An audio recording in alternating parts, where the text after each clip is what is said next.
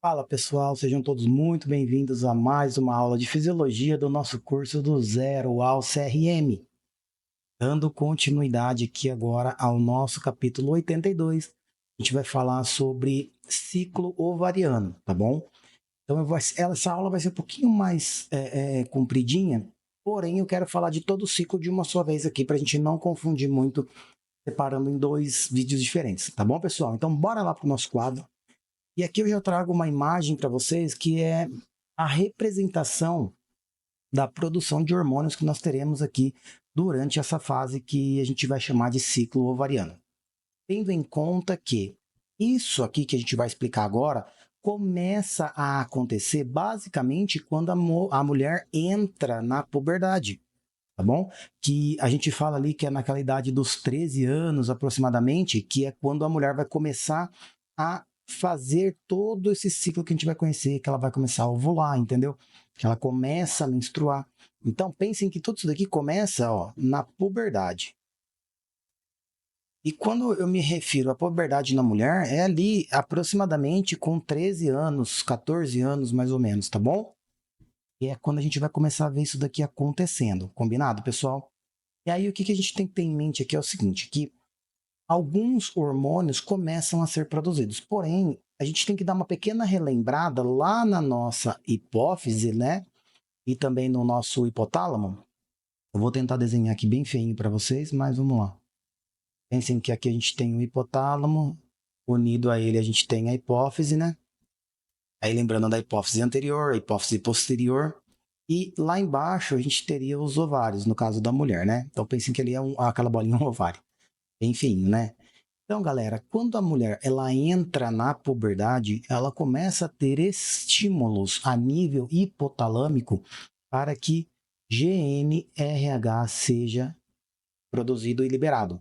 Tá bom? A gente vai ver que esse GNRH ele atua como se fosse picos, tá bom? Então ele tem picos de liberação que pode durar de 5 a 25 minutos, tá bom?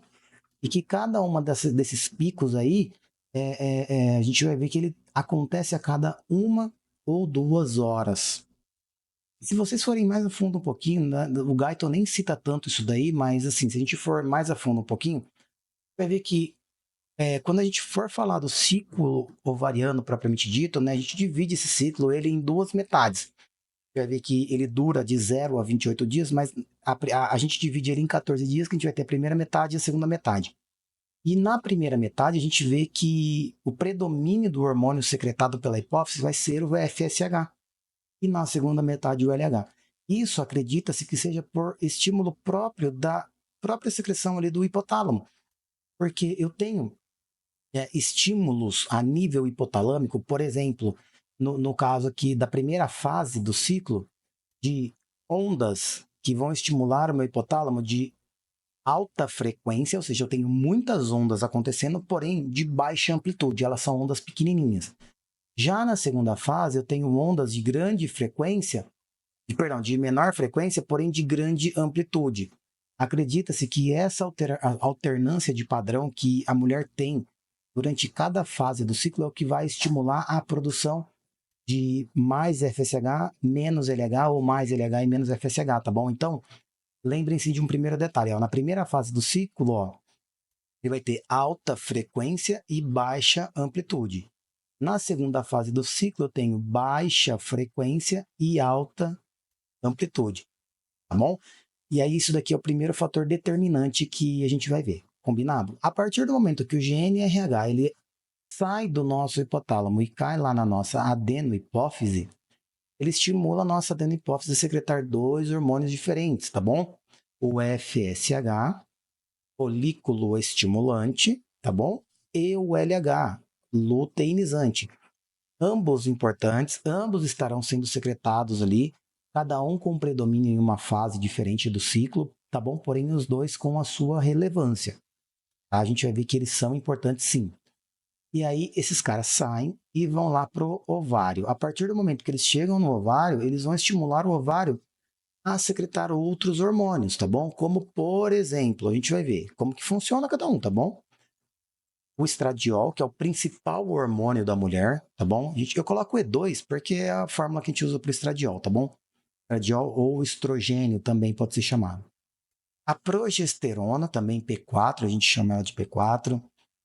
A gente vai ver que o ovário também secreta o hormônio conhecido como inibina.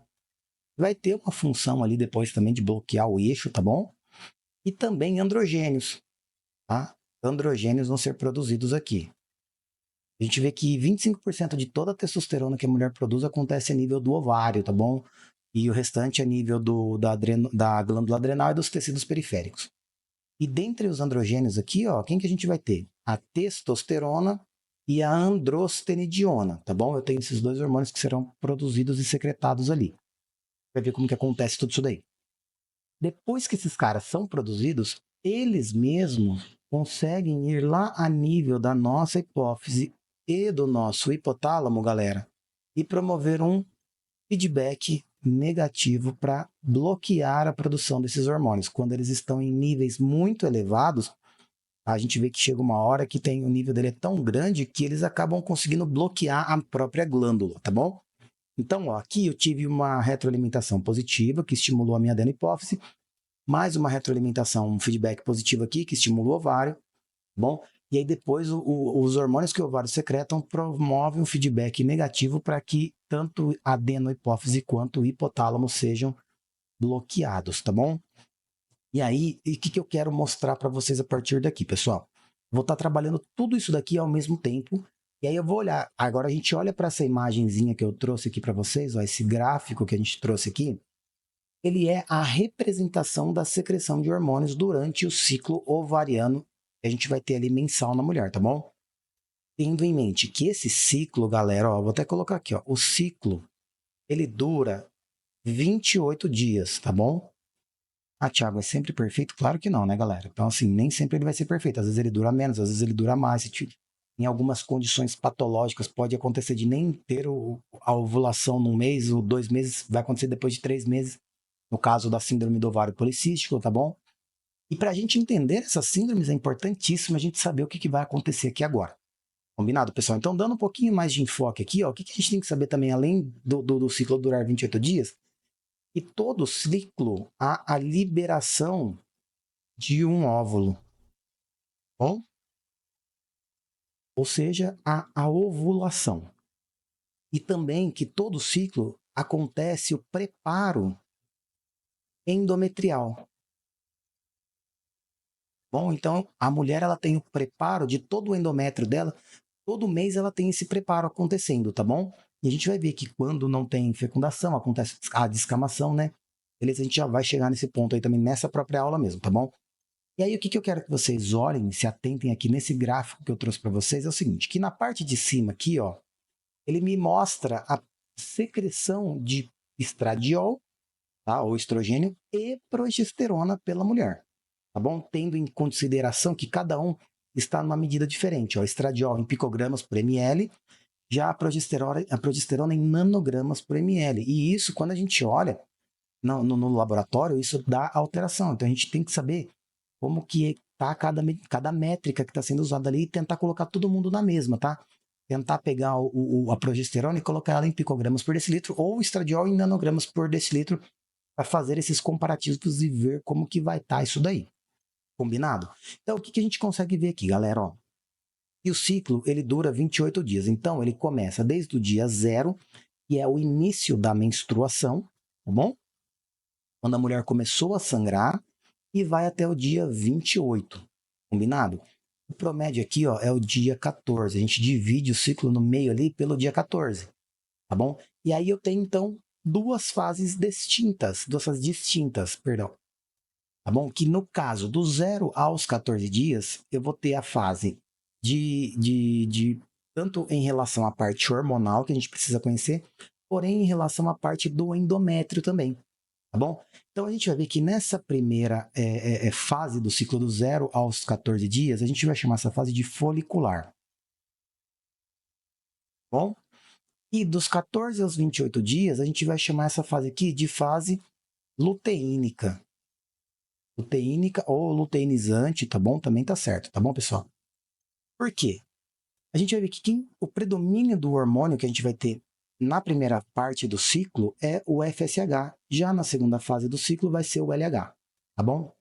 E aí é só a gente olhar para essa parte de baixo aqui, ó, que a gente vai ver isso daqui acontecendo, tá bom? Olhem aqui, galera, o FSH, ó, que é o vermelhinho aqui, ó, que a gente está vendo, ele tem um predomínio na primeira fase do ciclo, depois ele começa a ter um descenso, já o LH ele começa baixinho, depois ele dá um pico e depois ele volta à sua produção normal. Combinado? Então a gente vai ver como que acontece cada uma coisinha dessa daí e tudo mais. Porém, a gente vai ver que na primeira fase do ciclo também, os hormônios ovarianos que serão secretados vai ser o estradiol e a progesterona. Porém, um predomínio do estradiol. Tá bom? A gente vai ver que o estradiol é o cara que domina a primeira fase. Já na segunda fase, quem que a gente vai ver aqui, galera? Na segunda fase do ciclo, que é dos 14 aos 28 dias, a gente tem uma ação principalmente do LH e no ovário, principalmente da progesterona. Bom, então é assim que acaba acontecendo. E quando a gente olha para o endométrio, a gente vai dividir o endométrio também dentro dessas duas fases, do 0 aos 28 dias, tá bom? Vou até colocar aqui, ó.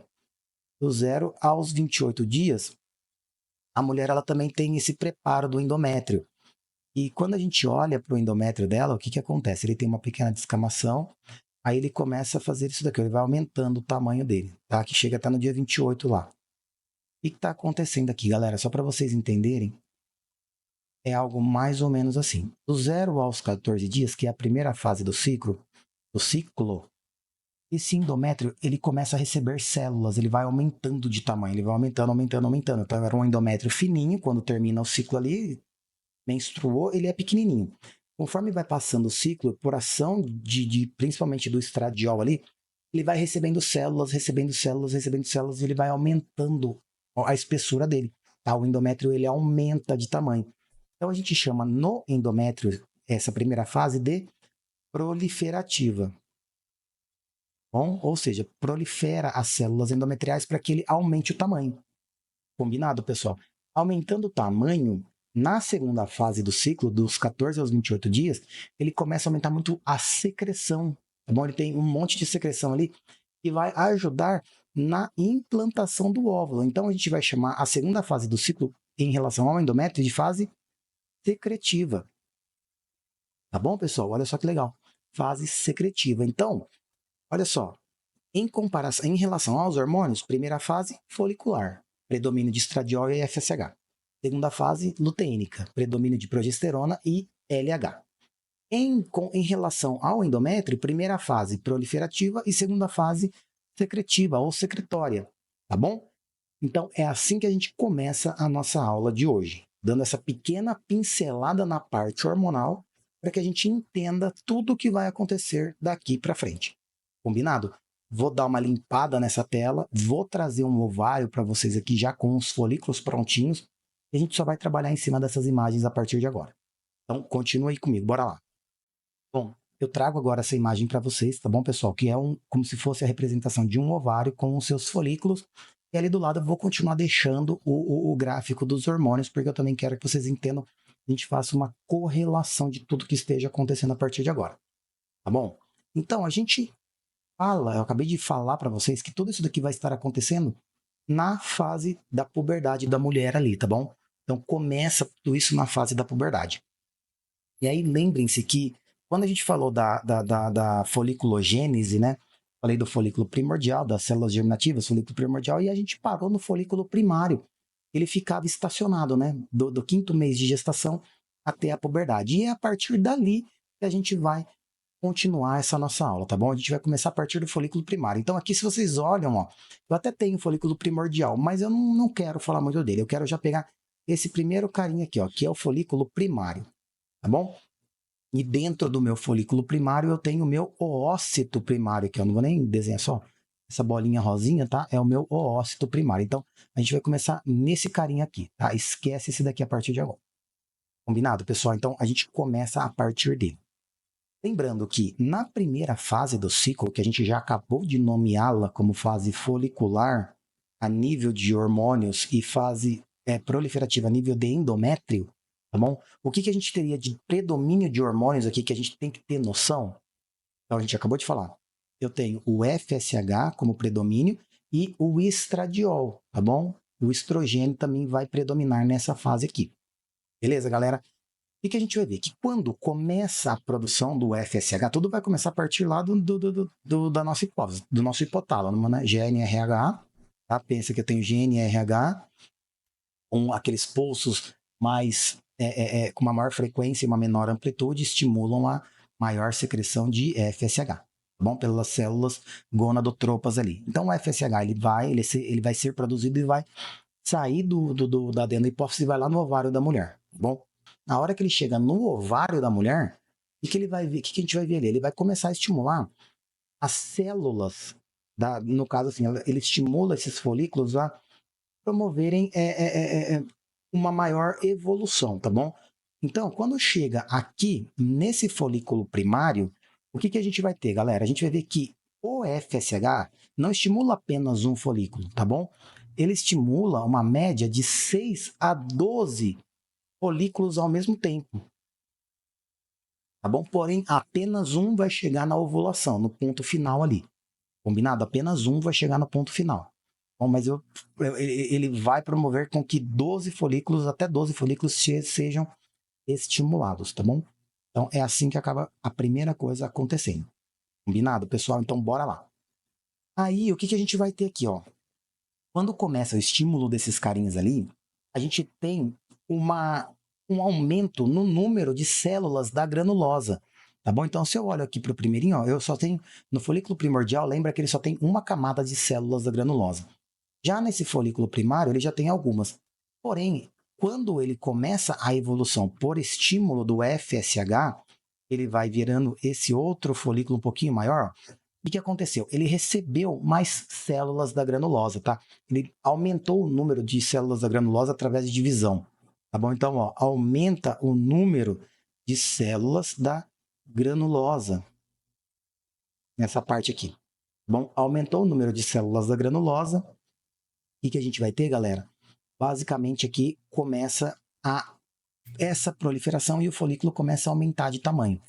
Porém, ele não tem só o aumento de células da granulosa, tá bom? Ele também vai começar a receber na sua camada mais externa, vou até pintar de uma outra cor aqui, ó, nessa camadinha mais externa, galera, ele começa a receber algumas outras células, tá bom? Ele começa a receber algumas outras células que são provenientes do interstício do ovário. Elas saem daqui do meio do interstício e migram lá pela parte mais externa do nosso ovário, do nosso folículo que a gente está falando, tá bom? E essas células vão receber o nome de células da teca. Olha só que legal. Células da teca. Beleza, galera? E aí eu tenho a parte mais interna aqui, ó. Eu estou pintando de pretinho, que a gente vai chamar de teca interna, e a parte mais externa que a gente vai chamar de teca externa, tá bom? Então, a gente vai ver que eu tenho as células da teca interna e as células da teca externa. E cada uma com uma função diferente. A gente vai ver que as células da teca externa, ela serve para aumentar o número de vasos no folículo, tá bom? De vasos sanguíneos. Para quê? Para aumentar a célula, eu preciso de uma maior irrigação. E a gente vai ver que na hora da ovulação, esses vasos são extremamente importantes também. Combinado? Já as células da teca interna, elas são umas células que têm uma característica epiteloide bem parecida com as células da granulosa, tá bom? E a função desses carinhas aqui, ó, é secretar estradiol e progesterona. P4, perdão. Bom, estradiol e progesterona. Principalmente quem? Principalmente o estradiol. Combinado, pessoal? E aí, a partir daqui, essa célula começa a evoluir.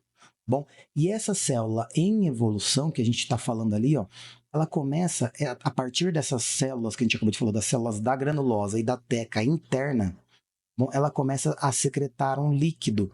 E aí a gente olha nessa próxima imagem aqui, ó, a gente vê esse líquidozinho sendo secretado e formando um pequeno espacinho, tá bom?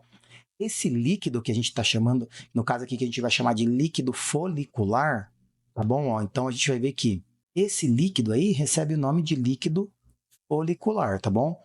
E esse líquido folicular que vai ser secretado principalmente por células da granulosa, porém um pouquinho também das células da teca interna vai colaborar.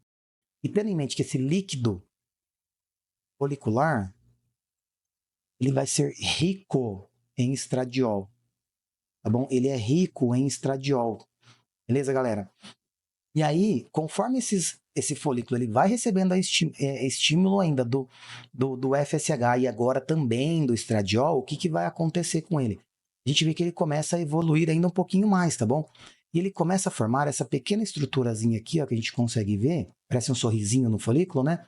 A gente vai dar o nome de antro-folicular, tá bom? E a partir desse momento que o folículo ele desenvolveu um antro, ele vai receber um outro nome, tá bom? Porque assim, a gente estava num folículo, no caso aqui, primário, tá? Que é esse daqui de baixo. Depois que ele começa a sofrer a sua evolução, esse folículo aqui, ó, a gente vai dar um nome para ele de pré-antral, tá bom? Porque ele começa a desenvolver o antro dele aqui, ó. Combinado? Na hora que ele chega já aqui em cima, ó, que ele já tem um antro formado, a gente já chama esse folículo de antral, folículo antral.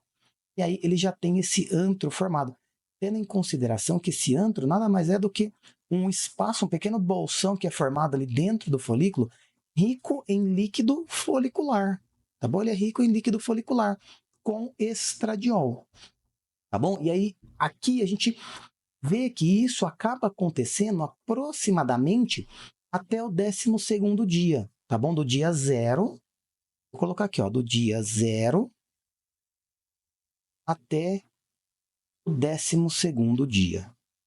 Por que eu falo que isso daqui acaba acontecendo até o 12º dia? Porque aqui, até nesse ponto, ainda eu tive predomínio de estradiol, e se a gente começa a olhar para o gráfico agora, e vamos correlacionar. Eu não falei que o primeiro hormônio a ser secretado é o FSH? Então a gente olha para o FSH, né? Ele está ali, um pouquinho mais alto, um pouquinho mais elevado. Só que eu também não falei que essa parte do ciclo é a parte que a gente fala que eu tenho predomínio do estradiol.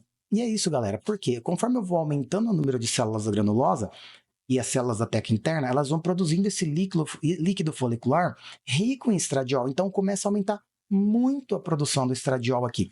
E olha o que a gente vê. O estradiol ele tem um pico, ó, ele começa a aumentar. Tanto que chega ali no 12º dia, mais ou menos, ó, bem nessa partezinha aqui de cima, galera, a gente vê que o estradiol está mais de 600 picogramas por decilitro. Tá bom? Então, assim, se a gente dosar o estradiol nessa fase do ciclo, a gente vai ver um estradiol extremamente elevado e pode gerar algumas confusões ali de interpretação de exames, tá bom? Então, por isso que é sempre muito bom, quando for fazer o exame da mulher, perguntar, pedir para ela marcar qual fase do ciclo ela estava. Combinado? E aí aqui a gente tem uma melhor observação desses exames acontecendo.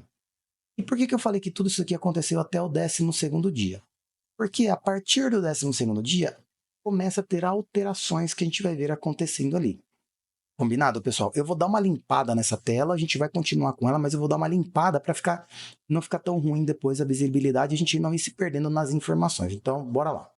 Bom, e aí aqui, a partir do 12º dia, que a gente acabou de comentar ali, ó, a gente vai ver que o folículo antral, que é esse carinha aqui, ó, tá, pessoal? Esse carinha aqui, ele tem um crescimento muito acelerado, tá bom? E esse crescimento acelerado estimula a uma grande produção de estradiol no antro, dentro daquele líquido folicular que a gente estava falando. Então, o que eu quero que vocês entendam? Aumenta muito, eu vou até colocar aqui, ó, aumenta muito o estradiol, tá bom? E esse aumento muito grande, muito importante do estradiol, que é o que a gente vê aqui acontecendo, né? Você viu que ele dá um pico bem grandão aqui, galera. Então, ó, se a gente olha aqui para o gráfico, ó, olha só o estradiol, tanto que ele sobe aqui, tá bom? E é isso que eu quero que vocês tenham em mente. Aumenta muito essa produção de estradiol através das células da granulose e das células da teca interna, e isso faz com que aumente o número de receptores, olha só que legal, receptores de FSH nas células da granulosa, tá bom? Nas células da granulosa. E aí, o que eu quero que vocês tenham em mente? Aumentei estradiol, tá bom? Por causa da evolução desse folículo. Aumentei o estradiol, estimula o aumento do número de receptores, é esse aqui, de FSH nas células da granulosa, tá bom? Isso daí, eu tenho mais pontos livres de ligação do FSH dentro daquele folículo a partir de agora. Isso o hipotálamo percebe que está faltando, ele começa a produzir, então, um aumento do FSH.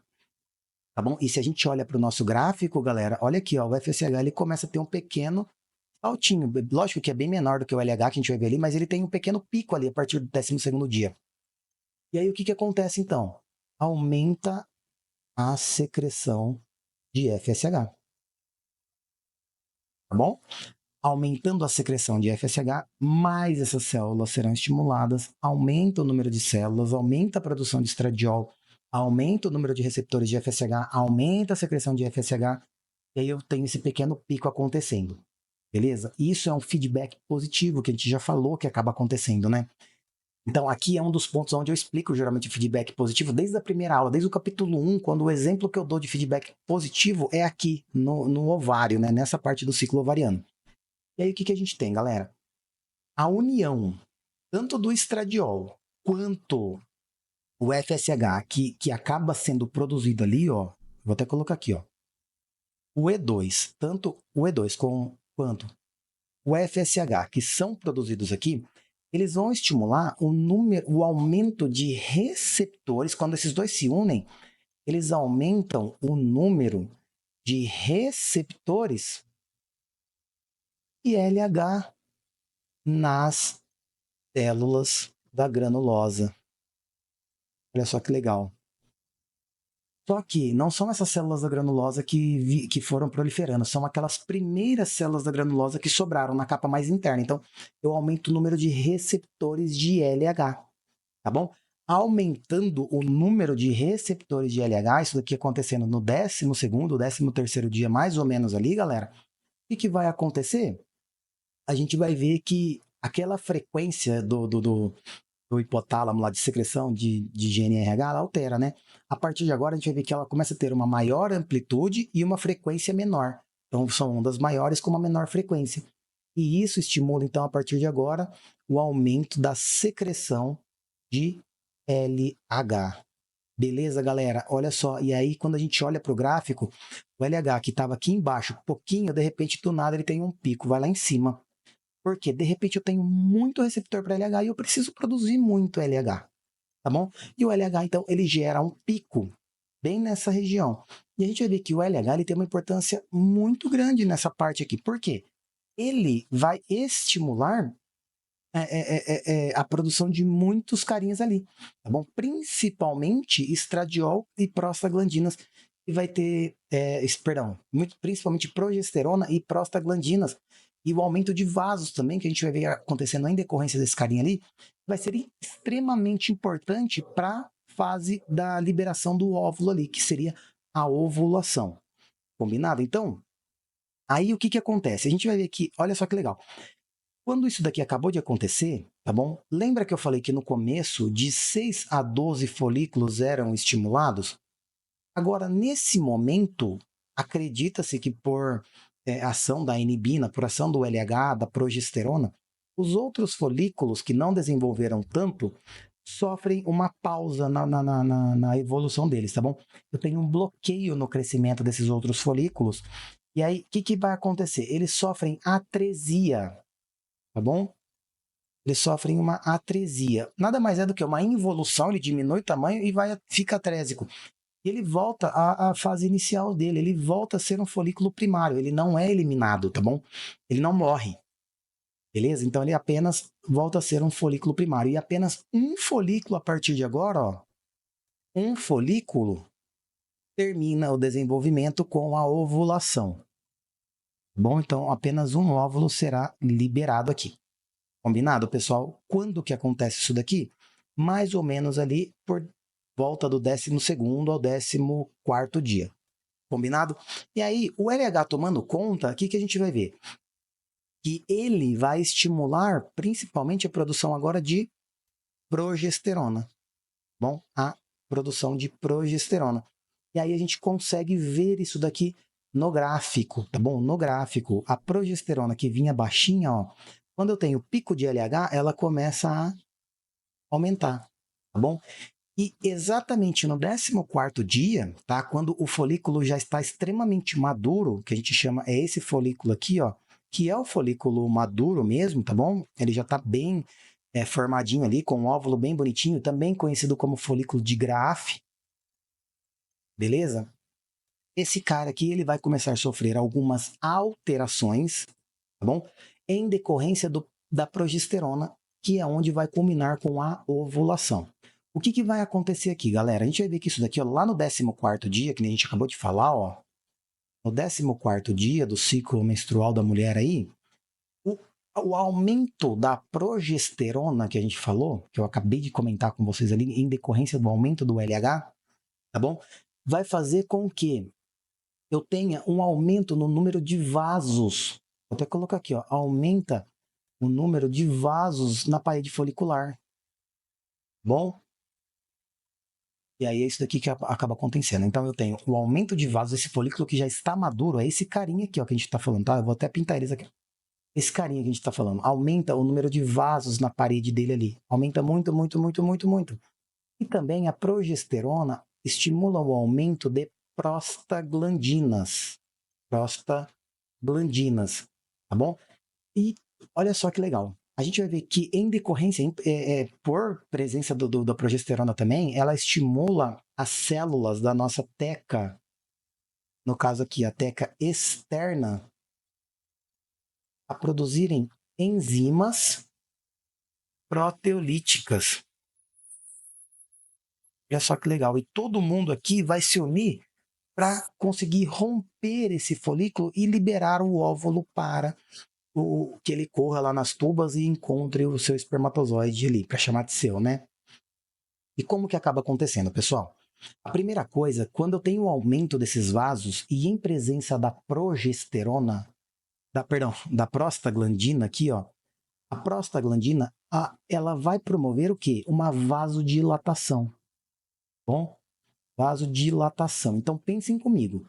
Eu tive um aumento muito grande no número de vasos e agora eu tenho a prostaglandina gerando uma vasodilatação.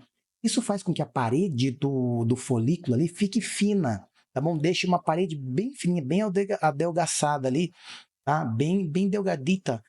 Para quê? Para que as enzimas proteolíticas que foram secretadas pela nossa teca externa venham até ali e destruam a parede desse folículo, tá bom? Então ela sofre meio que uma isquemia, porque aumentou o número de vasos, gerei uma vasodilatação, e a isquemia não, perdão, né, pessoal, não acontece isquemia, eu tive uma vasodilatação com o aumento do número de vasos e a prostaglandina. A paredezinha do meu folículo, que era uma parede mais grossa, ela começa a ficar mais fininha. Tá? E aí a parede desse folículo ficando mais fina, vem a enzima proteolítica, destrói aquelas uniões que eu tenho entre as células, que são aquelas barreiras de cimento ali, né? E a gente viu lá que são que está formando ali, que tem essas uniões, por ácido hialurônico principalmente, e aí vem essas enzimas proteolíticas e destroem isso daí, fazendo com que o óvulo, com que no caso o folículo, ele abra uma fendazinha nele aqui e o óvulo seja liberado, tá bom? Então, a partir daqui, ó, no 14º dia, a gente tem então a famosa ovulação, tá bom? E o óvulozinho, esse óvulo já maduro, tá? Que no caso ali é um oócito secundário, como a gente já viu, né, pessoal? E teve a sua primeira divisão meiótica, depois ele vai, se ele encontra o espermatozoide, ele vai ter a segunda divisão meiótica, como a gente viu, né? Já viu ali na primeira aula, tá bom? Então, esse óvulo ele foi liberado, ou seja, aconteceu a ovulação. Isso no 14º dia. E a partir de agora, a gente muda os nomes das fases, tá bom? Por quê? Agora eu entrei aqui, ó, nessa segunda metade do ciclo, aonde a gente tem a fase luteínica ou luteinizante em relação aos hormônios, onde eu terei a predominância da progesterona e do LH, tá bom? E em relação ao endométrio, agora é a parte secretória. O endométrio começa a secretar muito em resposta à progesterona, que mantém aquele endométrio viável, gordinho, grossinho, secretor, tá bom? Então é a progesterona que vai manter esse cara até o momento da fecundação. Depois que acontece a fecundação e a implantação, quem mantém isso daí vai ser a placenta. Mas para a nossa aula aqui agora, eu não quero pensar na gestação. Gestação a gente deixa para o próximo capítulo. Eu quero mostrar para vocês um ciclo normal, como se não houvesse a fecundação do óvulo, tá bom? O que vai acontecer a partir de agora aqui, galera?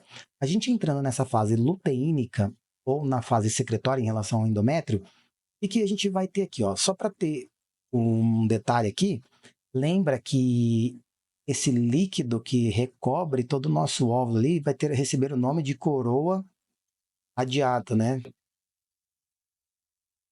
radiada ou radiata, né? Aquelas célulazinhas que vão estar recobrindo e protegendo esse oócito que acabou de ser liberado ali. Combinado, pessoal? Agora, entrando na fase luteínica, eu vou dar uma limpada de novo na tela, bora lá. Limpando a tela. Então, agora a gente entrou na fase luteínica. Tendo em mente que a fase luteínica, a gente tem predominância de quem? Do LH e da progesterona. Tá bom? Então, esses dois hormônios que estarão predominando nessa fase aqui. Tá bom? Porém, se a gente olha para o nosso gráfico, a gente vê que o estradiol ele tem uma queda. Mas aqui no meio do ciclo da segunda fase, ele tem um pequeno aumento. A gente já vai entender o porquê que isso daqui acontece, tá bom, pessoal? O que vai acontecer aqui, ó?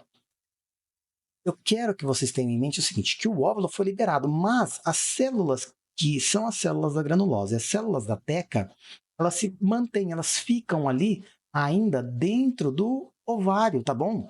E a partir desse momento, essas células aqui, ó, tanto da granulosa quanto da teca, elas começam a receber, ó, recebem muito colesterol. Beleza? Recebem muito colesterol, muita gordura, muito lipídio ali.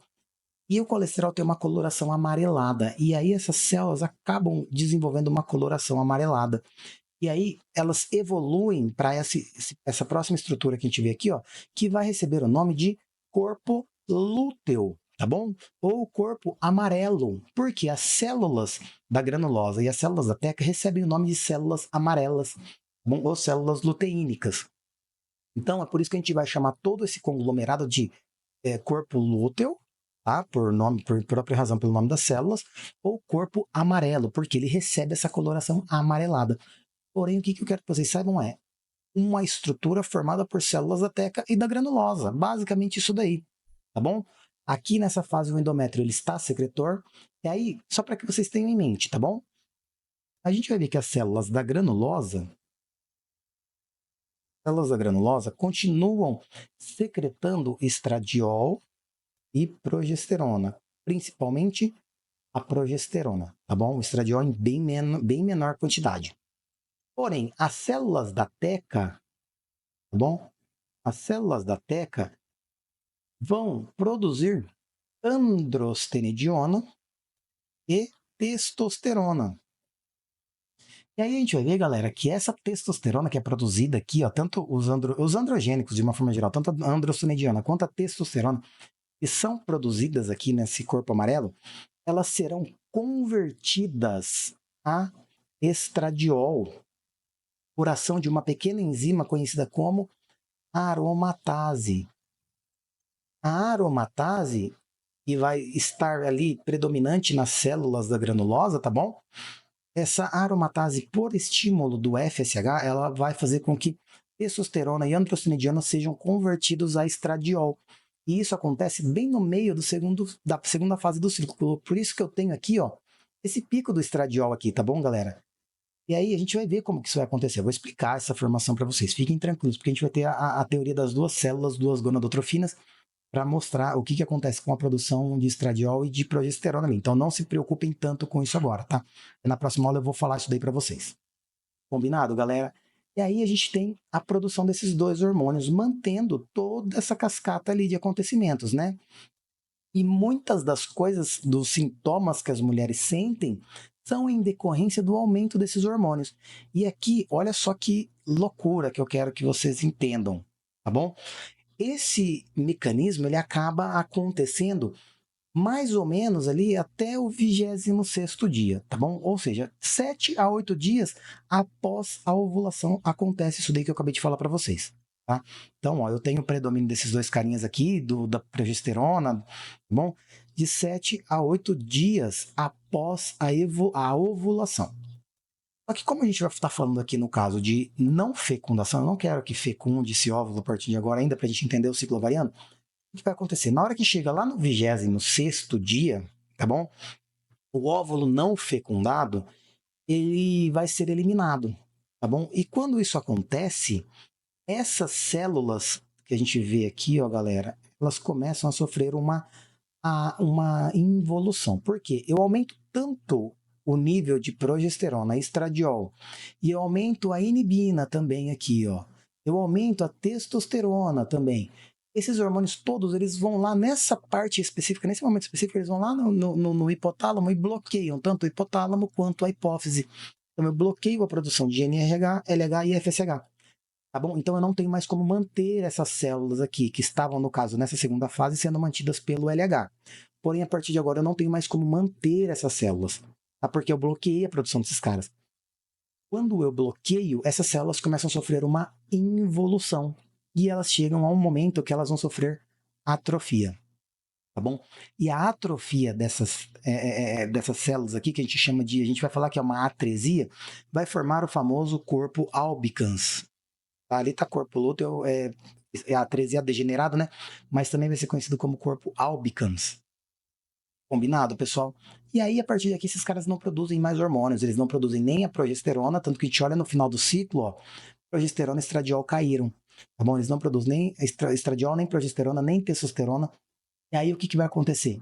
O endométrio, que dependia principalmente da progesterona, a partir do momento que ele não tem progesterona, porque ela caiu a produção dela, ó, esse endométrio ele começa a não ter mais um aporte de sangue importante ali. Porque lembra que quando o endométrio ele aumenta o tamanho dele, tá? Quando a gente vê lá estudando na histologia, a gente tem aquelas artérias espiraladas, lembra das artérias espiraladas? E aí o que acontece? A gente vê que o fluxo está aumentado nesse endométrio aqui em decorrência do estradiol, claro que eu fiz ele aumentar, porém quem mantém ele é a progesterona, tem um fluxo sanguíneo muito grande. Quando cai estradiol e progesterona, diminui o fluxo sanguíneo aqui, tá bom? Eu diminuo o fluxo sanguíneo do endométrio. E aí, quando chega menos sangue, esse endométrio começa a sofrer uma isquemia, tá bom? Quando ele sofre isquemia, ele gera dor. Bom, porque a isquemia não libera fatores inflamatórios, então começa a gerar dor. E gerando a dor ali, galera, além do mais da dor, essas arteríolas espiraladas ali, quando elas ficam isquêmicas, elas começam a sofrer necrose e destruir. E quando elas destroem, é quando tem a descamação do endométrio. Por isso que ele faz isso daqui, ó, uma evolução, ó. Ele faz mais ou menos assim o endométrio da mulher. Tá? Ele é mais ou menos desse jeito. Então, ele tem na primeira fase, que é a proliferativa, ele aumenta de tamanho.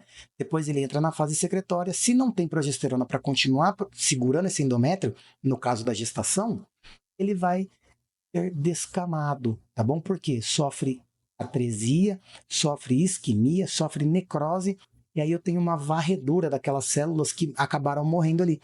E aí todas aquelas artérias que são destruídas junto com aquelas células têm que ser eliminadas, e são eliminadas através da menstruação, tá bom? E é aqui que acontece aproximadamente no 28º dia, que termina todo o ciclo dessa mulher, é onde começa a menstruação. Beleza? E aí sai aquele sangue, pode ter coágulo, tem célula, tem um monte de coisa errada ali que já não serve mais para a mulher.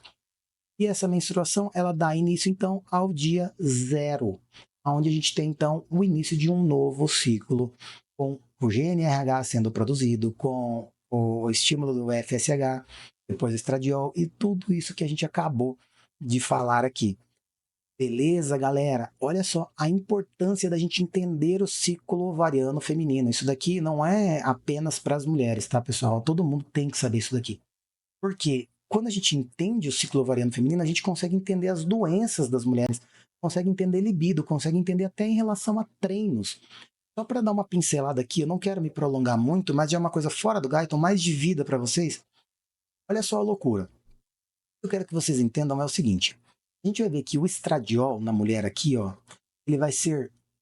ele vai acontecer em decorrência da testosterona. Então eu tenho testosterona que será convertido a estradiol em presença de aromatase.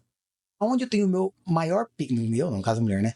Onde a mulher tem o maior pico de estradiol dela, não é aqui nessa parte, mas lá para o 12º dia do ciclo, galera, pensem que além de ela ter a maior secreção de estradiol aqui, ela também tem a maior secreção de testosterona também aqui. Tanto que se você dosar a testosterona aqui também da mulher, ela vai estar altíssima, tá bom?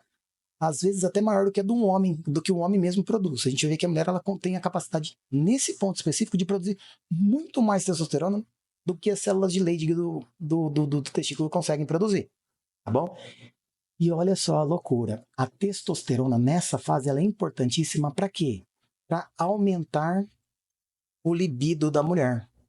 E o que seria o libido? Libido nada mais é do que a receptividade, o iniciar o ato. A partir do momento que começa o ato, já não é mais libido.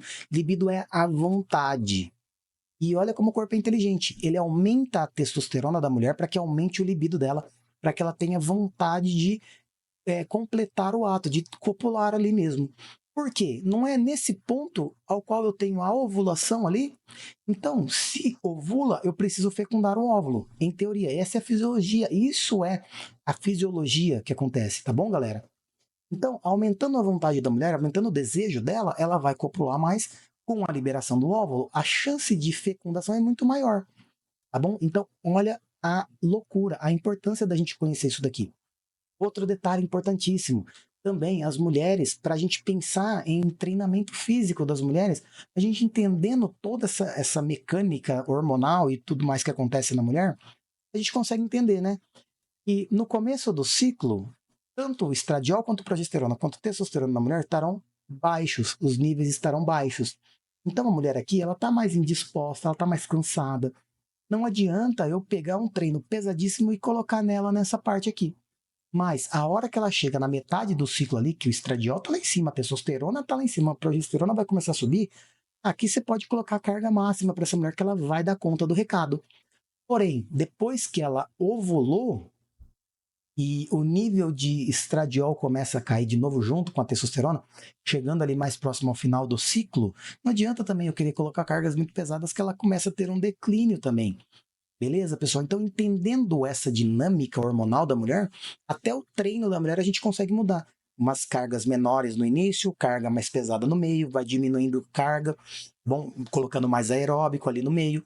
Então, é importantíssimo a gente saber, tá bom? E olha só também, outro detalhe aqui já de uma fisiopatologia, que eu não quero entrar muito a fundo, mas só para que vocês entendam. No caso da SOP, da Síndrome dos Ovários Policísticos, bom, o que acontece na SOP? A SOP, o problema não é o ovário. O problema não está no ovário. Na SOP, o que acontece? As mulheres ela têm o aumento da resistência insulínica, tá bom? E esse aumento da resistência da insulina atua diretamente a nível da hipófise e do, perdão, a nível do hipotálamo e da hipófise. Bom? E aí, isso daqui estimula aqueles picos, aquelas ondas de frequência de secreção do GNRH. Lembra que na primeira fase do ciclo, a gente falou que eram ondas com uma maior frequência e menor amplitude? Essa resistência insulínica muda esse padrão, faz com que eu tenha uma maior amplitude e uma menor frequência, fazendo com que a primeira fase do ciclo predomine o LH, tá bom? Com uma menor concentração de FSH. Então, eu tenho o aumento do LH com uma menor secreção de FSH. E aí, quando a gente olha para um exame de laboratório de uma mulher, e eu olho o LH maior do que o FSH, isso daqui é meio que patognomônico de SOP. Só tem um ponto, um único momento que se dosar especificamente ali, o LH vai ser maior que o FSH, porém é fisiológico. Se a gente dosar justamente aqui, ó, no pico do LH, tá bom? Se eu dosar o hormônio da mulher nessa fase aqui, aí o LH vai estar maior mesmo, por causa desse pico normal, isso é fisiológico. Mas qualquer outra fase do ciclo, qualquer outro momento, qualquer outro dia do ciclo, eu pegar um LH maior do que o FSH, isso daqui eu penso em SOP. E aí é só a gente correlacionar a clínica, né? O que vai acontecer? Só para vocês entenderem rapidinho aqui, ó. Eu tendo uma maior produção de LH e uma menor produção de FSH, o FSH, eu não falei para vocês, ele que faz todo aquele recrutamento aqui, ó, do folículo para que aumente as células da granulosa. Galera, pensem comigo. Eu tendo uma menor secreção de FSH, eu não estimulei de 6 a 12 folículos a começarem o processo deles ali, a evolução. Como eu tenho pouco FSH sendo produzido, eu tenho 12 folículos sendo estimulados, porém nenhum, em decorrência desse aumento do LH aqui que está se contrapondo, nenhum vai chegar à ovulação. Então pensem que a gente agora tem aqui dentro, ó, 12 folículos que parou aqui mais ou menos nessa formação antral aqui, ó, no folículo antral, pré-antral, só que agora a gente vai ter 12 folículos naquele óvulo da mulher e produzindo o quê? Muita testosterona. Porque lembra que a testosterona que converte o estradiol, então olha só que loucura, a mulher ela vai ter o aumento muito grande da testosterona, aumento do estradiol em decorrência disso daqui. Tá bom? Então, é isso que acaba acontecendo. Mas por que, Thiago, então, na SOP tem uma testosterona maior do que o estradiol? Que a gente vai ver na próxima aula que para que a testosterona seja convertida a estradiol, eu preciso da aromatase. Porém, eu preciso do estímulo de FSH, tá bom? Eu tenho uma diminuição da FSH aqui? Tenho, então eu não tenho tanta conversão assim de estradiol, de testosterona a estradiol. Então, o que acontece? A mulher ela tem um monte de folículo agora produzindo testosterona, pouco dessa testosterona é convertida a estradiol, então ela tem um aumento muito grande da testosterona e nenhum desses folículos conseguem atingir a ovulação. E aí, quando faz o ultrassom, vê um monte de folículo no ovário da mulher. Porém, não é um problema do ovário, o problema começou lá na resistência insulínica, tá bom? Que atua em vários níveis, mas principalmente a nível do hipotálamo e da hipófise. E aí é isso que acaba acontecendo. E aí a mulher ela acaba desenvolvendo uma clínica toda de predominância de androgênicos, como por exemplo, o androgênio ele pode fazer cair cabelo. Aí a mulher começa a ter alopécia, queda de cabelo, alopécia androgenética. Os androgênios, no caso a testosterona, a androstenediona ali, de hidrotestosterona, fazem o aumento da produção da célula sebácea, gerando um maior número de acne. Também aumenta o número de pelos. A gente vê que a testosterona ela é responsável pelo aumento do número de pelos. Então a mulher ela começa a ter um aumento de pelo em barba, em braço, que a gente vai chamar de hirsutismo, tá bom? E quando a mulher não ovula, ela não está ovulando. Então ela não tem a segunda fase do ciclo para completar todo o ciclo. Se ela não ovula, não tem o predomínio da progesterona, não tem aquele final de retroalimentação onde bloqueia todos os hormônios e o endométrio é descamado. Então, se ela não ovula, ela não menstrua. E a gente chama isso de oligoamenorreia. Ou seja, a mulher ela pode menstruar em um mês, depois ela volta a menstruar só depois de 3, de 4 meses, tá bom? Por causa de toda essa clínica. Olha a importância da gente conhecer todos esses mecanismos a partir de agora. Eu dei uma viajada aqui na fisiologia da SOP, né? Na fisiopatologia da SOP, mas aqui eu quero que vocês entendam a importância de conhecer todos esses hormônios que nós estamos falando a partir de agora. E aí, quando você olha para a mulher, tem oligoamenorreia, tem hirsutismo, tem acne, tem aumento de pelo, perdão, tem alopécia, queda de cabelo, e uma irregularidade menstrual, menstrua um mês, menstrua depois daqui 3, depois daqui 6 meses, galera, com um LH e um FSH, LH maior do que FSH, pensar em SOP e nem discutir mais os casos. Começar a tratar o SOP. E tratamento de SOP não é anticoncepcional. Ponto. Tratem a resistência insulínica. Beleza, galera? Bom, eu acho que a aula ficou um pouquinho mais comprida do que eu gostaria. Porém, eu particularmente achei que essa aula ficou bem legal. Bom, espero que vocês tenham gostado, que tenham aproveitado, que aproveitem muito essa aula. Guardem para a vida de vocês, tá bom? Se ficou alguma dúvida, volta, revisa, leiam o Guyton, porque tá bem em cima do Guyton essa aula aqui. Um pouquinho diferente as ordens dos acontecimentos, mas bem em cima do Guyton. E tamo junto, pessoal. Até a próxima aula. Nos vemos.